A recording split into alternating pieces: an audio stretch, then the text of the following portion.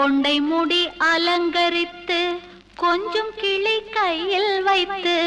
கொண்டை முடி அலங்கரித்து கொஞ்சம் கிளி கையில் வைத்து அஞ்சுக மொழி உமையாள் வீற்றிருந்தாள் அந்த அழகிய மாநகர் மதுரையிலே